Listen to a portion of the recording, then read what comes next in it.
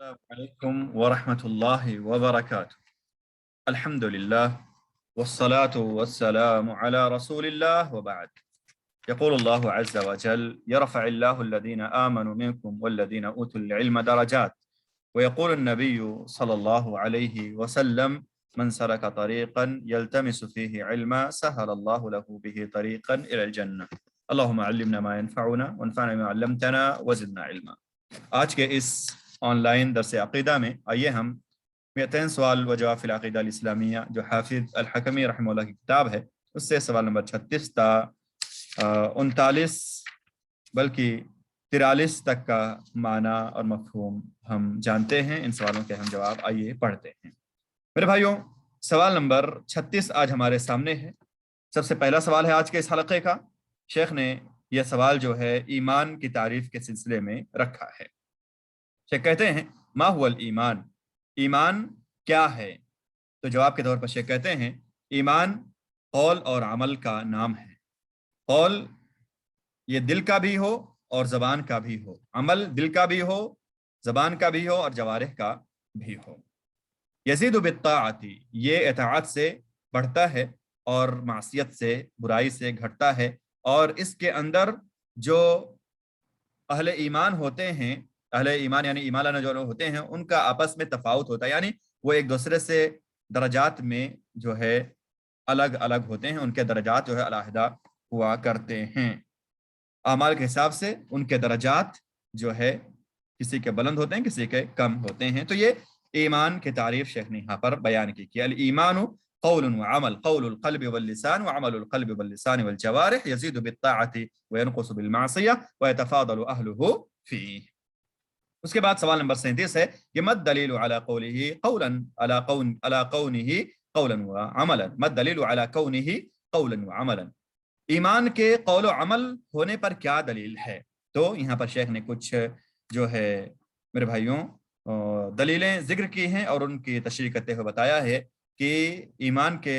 قول و عمل ہونے پر یہ دلیلیں ہیں۔ اللہ تعالیٰ کا فرمان ہے سورہ حجرات کی آیت نمبر 7 میں کہ وَلَٰكِنَّ اللَّهَ حَبَّبَ إِلَيْكُمُ الْإِيمَانَ وَزَيَّنَهُ فِي قُلُوبِكُمْ، لیکن اللہ رب العالمین نے تمہارے لیے ایمان کو محبوب کر دیا ہے اور اسے تمہارے لیے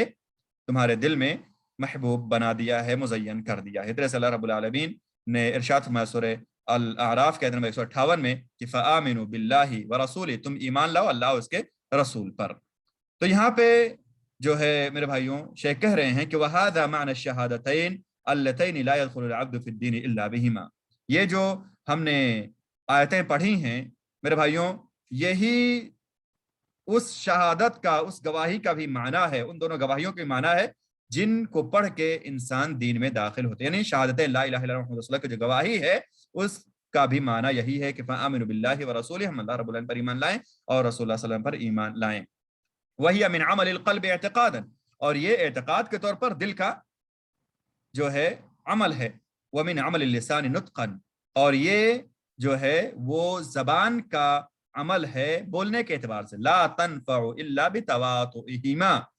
اس کا فائدہ اسی وقت ہوگا جب یہ دونوں چیزیں پائی جائیں گے، یعنی زبان سے ہم بولیں گے اور دل سے بھی ہم مانیں گے، تب جو ہے ان دونوں شہادتوں کا، ان دونوں گواہیوں کا ہمیں فائدہ ہوگا، ورنہ ہمیں فائدہ نہیں ہوگا۔ تو اس سے ہمیں یہ معلوم ہوا کہ یہ ایمان جو ہے وہ قول اور عمل دونوں کا نام ہے۔ اسی طرح سے میرے بھائیوں اللہ رب العالمین نے سورہ بقرہ کے آیت نمبر 143 میں جو ارشاد فرمایا اس کو بھی یہاں پر شیخ نے ذکر کیا ہے کہ اللہ تعالیٰ فرماتے ہیں وَمَا كَانَ اللَّهُ لِيُضِيعَ إِيمَانَكُمْ، اور اللہ رب العالمین تمہارے ایمان کو ضائع کرنے والا نہیں ہے، یعنی صَلَاتَكُمْ إِلَى بَيْتِ الْمَقْدِسِ قَبْلَ تَحْوِيلِ الْقِبْلَةِ، اس آیت میں جو مراد ہے کہ تمہارے ایمان کو اللہ رب العالمین ضائع کرنے والا نہیں ہے، اس سے مطلب ہے تم تحویل قبلہ سے پہلے صحابہ کرام جو نمازیں بیت المقدس کی طرف منہ کر کے پڑھتے تھے ان نمازوں کو اللہ تعالیٰ ضائع نہیں کرے گا۔ تو یہاں پہ صلاۃ کو ایمان کہا گیا ہے جو کہ عمل قلب اور لسان اور جوارح سب کو شامل ہے، یعنی نماز جب ہم پڑھتے ہیں تو دل بھی ہمارا شامل ہوتا ہے، زبان بھی ہمارا شامل ہوتا ہے، اور میرے بھائیوں جوارح بھی شامل ہوتا ہے۔ اس کے بعد میرے بھائیوں نبی پاک صلی اللہ علیہ وسلم کے جو ہے بارے میں مؤلف کتاب یہاں پر اشارہ کرتے ہوئے کہتے ہیں کہ وجعل النبی صلی اللہ علیہ وسلم جہاد و قیام لیلۃ القدر و صیام رمضان و قیامہ و اداء الخمس وغیرہ من الایمان، کہ نبی پاک صلی اللہ علیہ وسلم نے جہاد کو، لیلۃ القدر کے قیام کو، اور رمضان کے روزوں کو، اور اسی طرح سے جو ہے قیام کو، اسی طرح سے قیام کو، یہاں پر میرے بھائیوں جو حدیث ہے وفد عبد القیس والی جو حدیث ہے متفق علیہ روایت ہے، ابن عباس رضی اللہ عنہ مروی ہے، اس کی طرف شیخ اشارہ کر رہے ہیں کہ اس میں ہے کہ نبی پاک صلی اللہ علیہ وسلم جہاد کو، لیلۃ القدر کے قیام کو، رمضان کے روزے کو، اور قیام لیل کو، اور اسی طرح سے خمس کی ادائیگی کو، جو اس حدیث کے اندر ہے پس منظر میں، تو اس میں نبی پاک صلی اللہ علیہ وسلم نے ان تمام اعمال کو جو ہے ایمان میں شمار کیا ہے، ایمان میں آپ صلی اللہ علیہ وسلم نے شمار کیا ہے۔ اور نبی پاک صلی اللہ علیہ وسلم سے جب یہ سوال کیا گیا کہ سب سے بہترین عمل کون سا ہے، سب سے افضل عمل کون سا، تو آپ صلی اللہ علیہ وسلم نے بتایا کہ اللہ رب العالمین پر ایمان، رسول صلی اللہ علیہ وسلم پر ایمان۔ تو میرے بھائیوں یہ جو نصوص تھے، یہ جو دلائل تھے، ان میں ہم نے جانا کہ ایمان قول اور عمل سب کو شامل ہے۔ ایمان دل کے قول کا نام ہے، زبان کے قول کا نام ہے، اور اسی طرح سے دل، زبان اور جوارح کے عمل کا نام جو ہے وہ میرے بھائیوں ایمان ہے، یعنی ایمان ان تمام چیزوں کو شامل ہے۔ اس کے بعد میرے بھائیوں سوال نمبر 38 میں شیخ نے جو سوال قائم کیا وہ یہ ہے کہ مد دلیل علی زیادت الایمان و نقصانہ، کہ ایمان کے کمی اور زیادتی کی کیا دلیل ہے؟ تو اللہ تعالیٰ کے بہت سے فرامین اور نبی صلی اللہ علیہ وسلم کی ایک حدیث یہاں پر میرے بھائیوں شیخ نے ذکر کی ہیں، اور کہا کہ اللہ تعالیٰ فرماتے ہیں لیزدادوا ایمانا مع ایمانہم، تاکہ وہ اپنے ایمان کے ساتھ اور ایمان میں اضافہ کر لیں۔ سورہ فتح کی آیت نمبر 4 ہے، اس میں بھی ایمان کی زیادتی کا اضافہ جو ہے اللہ رب العالمین نے تذکرہ کیا۔ اسی طرح سے اللہ رب العالمین نے سورہ کہف کی آیت نمبر 13 میں ارشاد فرمایا ہے وزدناہم ہدی، اور ہم نے ان کی ہدایت میں اضافہ کیا۔ تو یہاں پر بھی ایمان کی زیادتی کا جو ہے میرے بھائیوں تذکرہ ہے۔ اسی طرح سے اللہ رب العالمین نے فرمایا کہ وَيَزِيدُ اللَّهُ الَّذِينَ اهْتَدَوْا هُدًى، کہ جو لوگ ہدایت یافتہ ہوتے ہیں اللہ رب العالمین کی ہدایت میں اور اضافہ کرتے ہیں۔ سورہ مریم کی آیت نمبر 76۔ اسی طرح سے وَالَّذِينَ اهْتَدَوْا زَادَهُمْ هُدًى، سورہ محمد کی آیت نمبر 17 میں اللہ تعالیٰ نے اسے فرمایا ہے۔ اسی طرح سے وَيَزْدَادَ الَّذِينَ آمَنُوا ایمانا، سورہ مدثر کی آیت نمبر 31 ہے۔ اسی طرح سے فَأَمَّا الَّذِينَ آمَنُوا فَزَادَتْهُمْ ایمانا، سورہ توبہ کی آیت نمبر 124 ہے۔ اسی طرح سے فَخْشَوْهُمْ فَزَادَهُمْ ایمانا، سورہ آل عمران کی آیت نمبر 173 ہے۔ جیسے وَمَا زَادَهُمْ إِلَّا إِيمَانًا وَتَسْلِيمًا، سورہ احزاب کی آیت نمبر 22 ہے۔ اس کے علاوہ بہت سی آیتیں ہیں جن میں ایمان کی کمی اور زیادتی کا تذکرہ ہے۔ ان آیتوں میں زیادتی کا تذکرہ ہے، لیکن زیادتی کا جو عکس ہے وہ کمی ہے۔ تو جب زیادتی کی دلیل ہم جانے تو ہم نے جان لیا کہ ایمان میں کمی بھی واقع ہوتی ہے۔ اس کے بعد ایک دلیل یہاں پر ایک حدیث جو ہے مسلم شریف کتاب توبہ کی جو روایت ہے اس کو یہاں پر شیخ نے ذکر کہتے ہیں کہ نبی صلی اللہ علیہ وسلم نے فرمایا کہ لو انکم تکونون فی کل حالۃ کحالتکم عندی، اگر تم ہر حال میں اسی طرح جس طرح سے میرے پاس رہتے ہو تو فرشتے تم سے مصافحہ کرنے لگیں گے۔ یعنی ایمان میں کمی اور زیادتی ہوتی ہے۔ یعنی نبی صلی اللہ علیہ وسلم جب صحابہ کرام جاتے تھے تو اس کا مطلب یہ ہوتا تھا کہ وہاں پہ جو ہے اس حدیث کا مطلب یہ ہے کہ نبی صلی اللہ علیہ وسلم جب صحابہ کرام رہتے تھے تو ان کے ایمان میں اضافہ ہوتا، جب الگ جاتے تھے تو ان کے ایمان میں جو ہے کمی آ جاتی تھی۔ تو یہ جو ہے میرے بھائیوں ایمان میں کمی اور زیادتی کی جو ہے دلیل ہے۔ اور اس سے پہلے ہم نے بہت سی آیتیں بھی جانی جن میں ایمان کے اضافے کا جو ہے ہم نے جانا کہ اللہ رب العالمین نے تذکرہ کیا ہے کہ ایمان میں اضافہ ہوتا ہے۔ اس کے بعد سوال نمبر 39 ہے، اللہ تعالیٰ فرماتے ہیں یا شیخ نے جو ہے یہاں پر سوال قائم کیا ہے کہ مل دلیل علی تفاضل اہل ایمان فی، کہ اہل ایمان کے ایمان میں تفاضل یعنی ایک دوسرے سے درجات میں مختلف ہونے کی کیا دلیلیں ہیں۔ تو یہاں پر شیخ محترم نے اللہ رب العالمین کے فرامین ذکر کیے ہیں۔ یہاں پہ سب سے پہلے جو شیخ نے ذکر کیا ہے وہ سورہ واقعہ کی آیت نمبر 10 تا 27 کی طرف اشارہ کیا ہے کہ اللہ تعالیٰ نے فرمایا کہ والسابقون السابقون اولئک المقربون۔ ان کو اللہ رب العالمین نے ذکر کرنے کے بعد پھر جو ہے آگے جو ہے اور اہل ایمان کے جو ہے میرے بھائیوں مراتب اللہ رب العالمین نے بیان کیا ہے، یہاں تک کہ اللہ رب العالمین نے فرمایا واصحاب الیمین ما اصحاب الیمین۔ تو ان میں اللہ رب العالمین نے جو ہے ایمان میں کمی اور زیادتی کا جو ہے تذکرہ کیا ہے، اور یہ بتایا ہے اللہ رب العالمین نے کہ لوگوں کے درجات جو ہے متفاوت ہوں گے، کچھ لوگوں کے درجات بلند ہوں گے، کچھ لوگوں کے درجات ان سے کم ہوں گے۔ اس طرح سے میرے بھائیوں اللہ رب العالمین نے سورہ الواقعہ کی 88 سے 91 نمبر تک کی آیات میں جو ارشاد فرمایا ان کو بھی یہاں پہ شیخ نے ذکر کہتے ہیں کہ اللہ تعالیٰ فرماتے ہیں اللہ رب العالمین کا فرمان ہے سورہ الواقعہ کہ 88 اور 88 سے 91 تک میں کی جو آیت ہے اس میں جو اللہ تعالیٰ فرمان ہے فَأَمَّا إِن كَانَ مِنَ الْمُقَرَّبِينَ فَرَوْحٌ وَرَيْحَانٌ وَجَنَّةُ نَعِيمٍ وَأَمَّا إِن كَانَ مِنْ أَصْحَابِ الْيَمِينِ فَسَلَامٌ لَكَ مِنْ أَصْحَابِ الْيَمِينِ۔ اس سے شیخ نے یہاں پر ذکر کرتے ہوئے کہا ہے کہ یہ بھی اہل ایمان کے ایمان میں جو ہے مختلف درجات میں ہونے پر دلیل ہیں۔ اس کے بعد سورہ فاطر کے آیت نمبر 32 جو ہے وَمِنْهُمْ ظَالِمٌ لِنَفْسِهِ وَمِنْهُمْ مُقْتَصِدٌ وَمِنْهُمْ سَابِقٌ بِالْخَيْرَاتِ بِإِذْنِ اللَّهِ، اس میں بھی اہل ایمان کے ایمان متفاوت ہونے کا تذکرہ ہے کہ کچھ لوگ جو ہے اپنے نفس پر ظلم کرنے والے ہیں، کچھ لوگ جو ہے مقتصد یعنی اقتصاد کے ساتھ عمل کرنے، کچھ لوگ جو ہے خیرات میں جو ہے آگے بڑھنے والے ہیں اللہ رب العالمین کے حکم سے۔ اسی طرح سے میرے بھائیوں اب شیخ نے حدیث سے بھی دلیلیں اس بات پر دینی شروع کی ہیں کہ اہل ایمان والوں میں جو ہے آپس میں ایمان والوں کے درمیان جو ہے تفاوت ہوتا ہے، کچھ لوگوں کا مقام بلند ہوتا ہے، کچھ لوگوں کا مقام جو ہے اس سے کم ہوتا ہے۔ جیسے کہ حدیث شفاعت میں جو لمبی سی شفاعت والی حدیث ہے اس کے اندر ہے کہ اللہ رب العالمین جہنم سے ہر اس شخص کو نکالیں گے جس کے اندر دینار کے برابر جو ہے وزن میں جو ہے ایمان ہوگا، پھر وہ لوگ نکالے جائیں گے جہنم سے جو نصف دینار کے برابر ایمان اپنے دل میں رکھنے والے ہوں گے۔ تو اس کے اندر یہ بات ہمیں معلوم ہوتی ہے کہ ایمان والوں کے ایمان میں جو ہے تفاوت ہے، کچھ لوگوں کا ایمان جو ہے زیادہ مضبوط ہوتا ہے، کچھ لوگوں کا کم ہوتا ہے، کچھ لوگوں میں ایمان جو ہے نصف دینار کے برابر، کچھ لوگوں میں ایمان جو ہے 1 دینار کے برابر ہوتا ہے وغیرہ۔ اس طرح سے مطلب یہ ہے کہ اہل ایمان کے اپنے ایمان میں جو ہے تفاوت ہوتا ہے، ان کے درجات جو ہے ایمان کے سلسلے میں مختلف ہوتے ہیں۔ اسی طرح سے ایک روایت میں ہے کہ یخرج من النار من قال لا الہ الا اللہ وکان فی قلبہ من الخیر ما یزن شعیرا ثم یخرج من النار من قال لا الہ الا اللہ وکان فی قلبہ من الخیر ما یزن برا ثم یخرج من النار من قال لا الہ وکان فی قلبہ من الخیر ما یزن ذرہ، کہ جو لا الہ الا اللہ کہنے والے ہوں گے اگر ان کے دل کے اندر ایک بال کے برابر بھی، ایک جو کے برابر بھی جو ہے ایمان ہے تو وہ جہنم سے نکالے جائیں گے۔ پھر وہ لوگ نکالے جائیں گے جن کے دل کے اندر جو ہے ایک گیہوں کے برابر جو ہے ایمان ہوگا، پھر وہ لوگ نکالے جن کے دل کے اندر لا الہ کہنے والے ہوں گے، ان کے دل کے اندر جو ہے وہ ذرہ کے برابر بھی ایمان ہوگا تو وہ جہنم سے نکالے جائیں گے۔ تو اس میں ان تمام دلیلوں میں ہمیں یہ بات معلوم ہوئی کہ ایمان والے جو ہیں ان کے آپس میں جو ہے تفاوت ہوتے ہیں، کچھ لوگوں کا ایمان زیادہ مضبوط ہوتا ہے، کچھ لوگوں کا ایمان ان سے کم ہوتا ہے۔ میرے بھائیو سوال نمبر 40 پھر یہاں پر ہے، اس میں کہہ رہے ہیں شیخ رحمہ اللہ کی مد دلیل علی ان الایمان یشمل الدین کلہ عند الاطلاق، کیا دلیل ہے اس بات پر کہ اگر ہم مطلق طور پر ایمان کا لفظ بولیں تو وہ پورے دین پر شامل، پورے دین کو وہ شامل ہوتا ہے۔ تو شیخ کہتے ہیں کہ نبی پاک صلی اللہ علیہ وسلم کا فرمان ہے حدیث وفد عبد القیس میں کہ آمرکم بالایمان باللہ وحدہ، کہ میں تمہیں حکم دیتا ہوں کہ تم اللہ رب العالمین پر، اکیلے اللہ رب العالمین پر ایمان لاؤ۔ تو یہاں پہ اللہ رب العالمین پر ایمان کا تذکرہ ہے، یہاں پر اللہ رب العالمین پر ایمان کا تذکرہ ہے، اور صرف ایمان کا یہاں پر تذکرہ ہے، جو اس بات پر دلیل ہے کہ جب ہم ایمان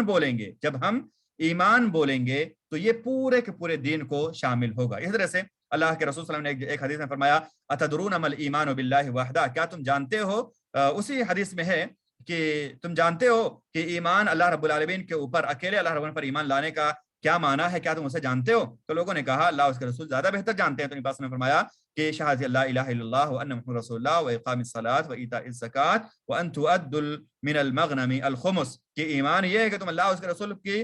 جو ہے گواہی دو، اللہ رب العالمین کے معبود حقیقی ہونے پر گواہی دو، اور محمد صلی اللہ علیہ وسلم کے اللہ کے بندے اور رسول ہونے پر گواہی دو، اور نماز قائم کرو، زکات دو، اور مال غنیمت سے خمس ادا کرو۔ تو اس میں ایمان کا تذکرہ ہے، اور پھر نبی صلی اللہ علیہ وسلم نے ایمان کے بارے میں بتایا کہ ایمان ان چیزوں کا نام ہے۔ مطلب یہ ہے کہ ایمان اگر ہم تنہا بولیں تو دین کے پورے پورے شعائر پر ایمان کا اطلاق ہوتا ہے۔ اس کے بعد سوال نمبر 41 ہے، کہتے ہیں شیخ رحمہ اللہ کہ مد دلیل علی تعریف الایمان بالارکان الستہ عند التفصیل، تفصیل کے وقت جب تفصیل طلب کی جائے تو اس وقت ایمان کے ارکان ستہ کے ذریعے سے تعریف کرنے پر کیا دلیل، یعنی ایمان کی تفصیل اگر طلب کی جائے تو ارکان ستہ بتا کر کے ایمان کی تعریف کرنے کی کیا دلیل ہے؟ تو شیخ کہہ رہے ہیں کہ نبی صلی اللہ علیہ وسلم کا فرمان ہے کہ جب جبریل علیہ السلام نے ان سے کہا کہ آپ مجھے ایمان کے بارے میں بتلائے، تو نبی صلی اللہ علیہ وسلم نے کہا تھا ان تؤمن باللہ، تم ایمان لاؤ اللہ رب العالمین پر، اس کے فرشتوں پر، اس کی کتابوں پر، اس کے رسولوں پر ایمان، آخرت کے دن پر، اور تقدیر کے اچھائی اور برائی پر ایمان لانا۔ تو اس سے یہ بات ہمیں معلوم ہوتی ہے کہ اگر تفصیل طلب کی جائے ایمان کی تو ہم ارکان ستہ جو ایمان کے ہیں ان کو بتا دیں گے، اور اس طرح سے ہم ایمان کی تعریف گویا صحیح معنوں میں کر لیں گے۔ تو اگر تفصیل طلب کی جائے تو ارکان ستہ کے ذریعے سے ہم ایمان کی تعریف کر سکتے ہیں۔ اس بات پر یہ دلیل ہے کہ حضرت جبریل میں نبی صلی اللہ علیہ وسلم نے نبی صلی اللہ علیہ وسلم سے جب انہوں نے پوچھا کہ ایمان کیا ہے تو آپ صلی اللہ علیہ وسلم نے بتایا ان تؤمن باللہ وملائکتہ وکتبہ ورسلہ والیوم الآخر وتؤمن بالقدر خیرہ وشرہ۔ اس کے بعد سوال نمبر 42 ہے ما دلیلہما من الکتاب جملتن، من الکتاب جملتن، ما دلیلہا یعنی ایمان کے جو 6 ارکان ہیں ان کی کتاب اللہ سے اجمالی طور پر کیا دلیلیں ہیں؟ تو ایک آیت ہے اس کے اندر 5 ارکان موجود ہیں، قدر کی جو دلیل الگ سے سورہ قمر کی آیت نمبر 49 موجود ہے۔ تو تقدیر کی اچھائی اور برائی پر ایمان، اللہ کے کتابوں پر ایمان، اللہ کے فرشتوں پر ایمان، رسولوں پر ایمان، اللہ تعالیٰ پر ایمان اور آخرت کے دن پر ایمان،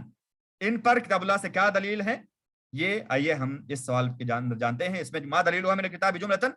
کتاب سے یعنی قرآن سے اجمالی دلیل